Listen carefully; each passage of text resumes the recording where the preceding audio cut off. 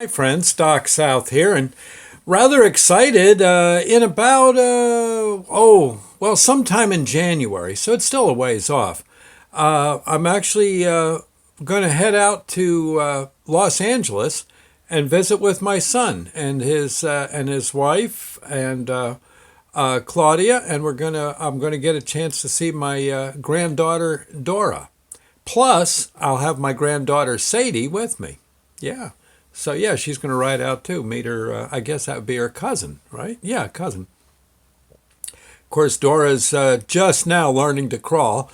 I was telling my son and his wife their troubles have just begun.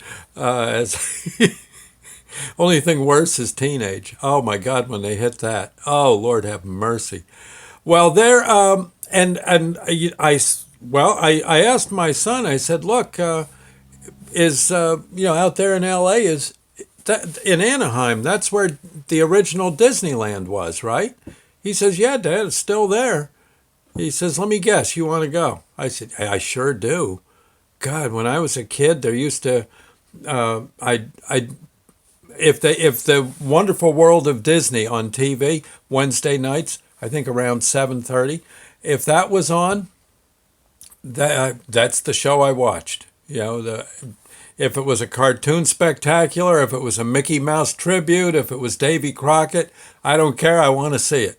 And of course, they often had documentaries as to the latest and greatest thing at Disney World. And oh, I'd be going out of my mind.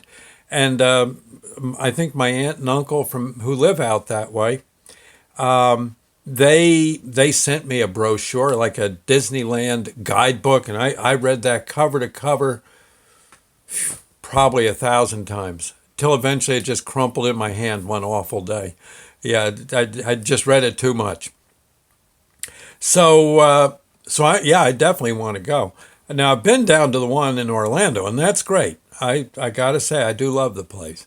And I was thinking there was this ride. I'm wondering if they moved the ride I saw many years ago at Disney in Orlando. I wonder if they moved it into Anaheim, because I can't imagine they just destroyed it. It was just too good a ride. It was more of an experience. It was kind of it was like a mental roller coaster. Okay, yeah. Every ride you can imagine, every scary ride you've ever been on was greasy kid stuff compared to just sitting on this particular ride, sitting perfectly still. But oh my God.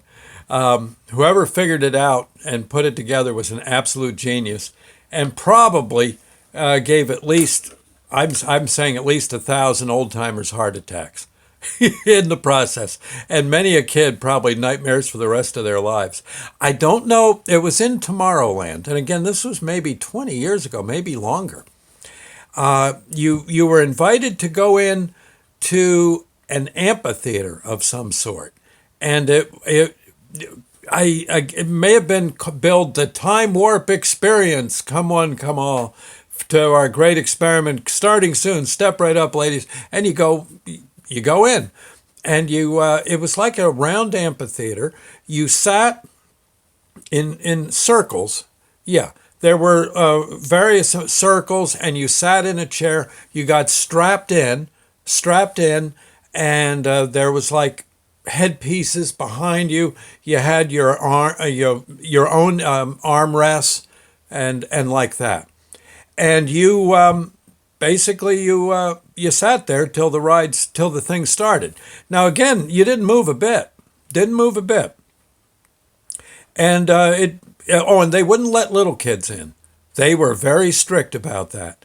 And I think they also had a sign up saying, if you have a heart condition, yeah, they didn't go so far as to say take a hike, but they said it might not be good for someone with a heart condition. And so we went in, and you go in, and there's this. I'm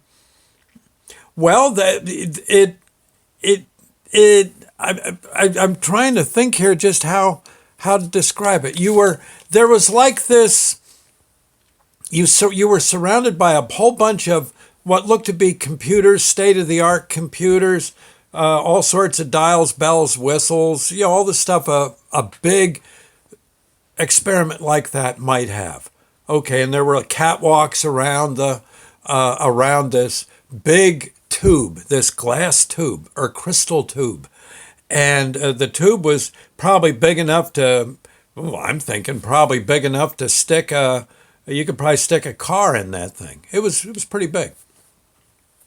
And there was like a little platform in it, looked electronic, and maybe some kind of electronic device aiming down on it. We sat and watched that. Okay, so a recording. Ladies and gentlemen, welcome to the Disney Time Warp Experience. Today we are our scientists at great expense are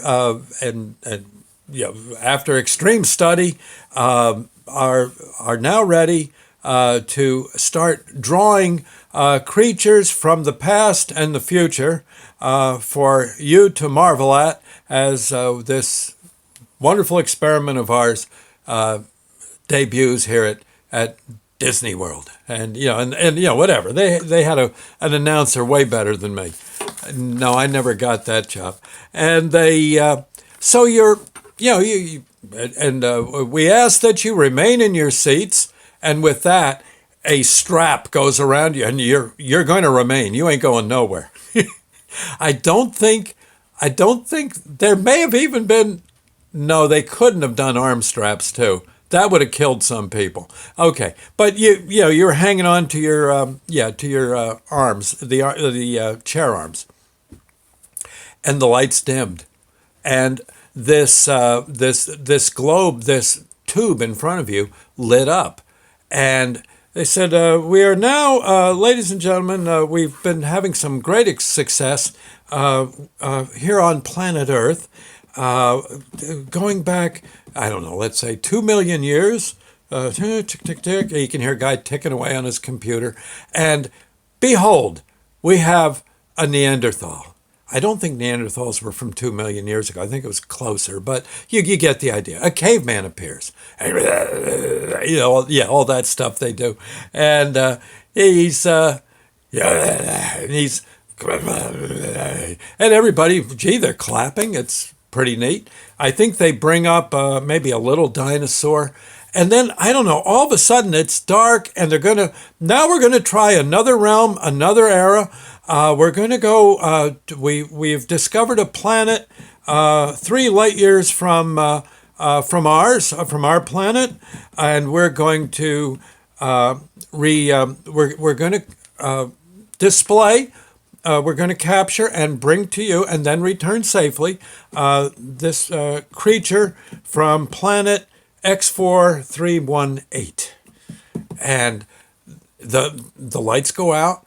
You hear, how's that doing, Charlie? Charlie, did you hit the right button? Ladies and gentlemen, we're just experiencing technical difficulty. Bear with us. Please remain in your seats. Again, you're not going anywhere.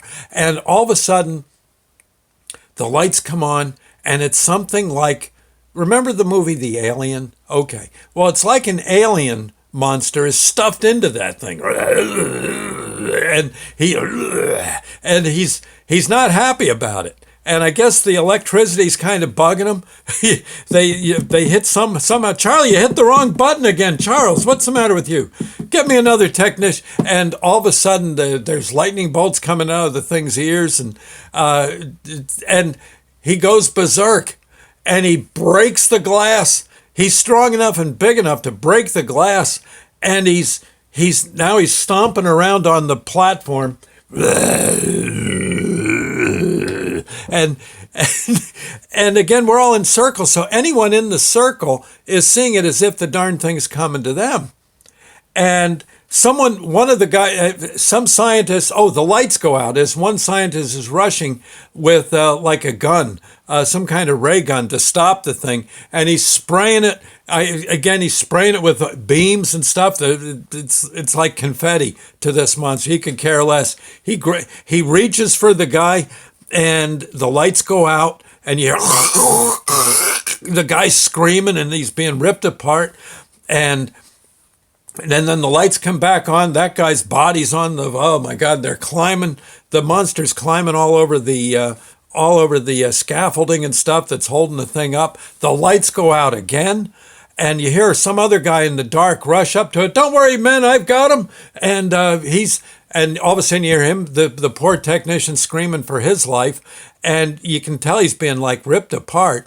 And all of a sudden you feel blood dripping on your head. Yeah, yeah. Oh my gosh. And it's dark as can be. The lights are on, and now you see that poor guy's body's laying he's in the tube or something. I don't know. But you see him. Oh my God. And the ground shaking as this monster's walking around the scaffolding. You hear people in the audience hollering for their lives. And I mean, that's part of the recording, but we're all, yay, oh God, yeah. And the lights, I don't know, the lights come on again. He's got like, two people in his hands. He's clunking them together, and now you see him. He's climbing up to the top of the scaffolding, and he's got one guy in his claws, and and the lights go out again, and it looks as if the monster was coming up over you. Now you feel the guy's blood dripping on you, yeah, and oh my God, and finally, there's like one technician left. Ladies and gentlemen, there's only one thing I can do. Please remain in your seats. And a lot of people don't want to be remaining in their seats. And you hear the monster stomping around. And I'm sure for every person in the crowd, it sounded as if the monster was behind them and getting closer. And you could hear,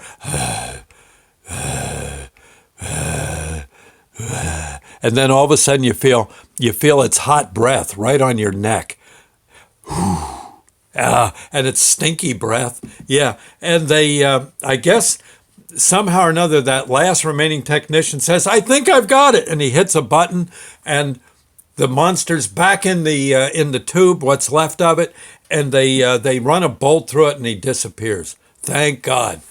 And with that, they say, ladies and gentlemen, yeah, a very calm young lady, like a stewardess would be. Ladies and gentlemen, we hope you enjoyed the experience. The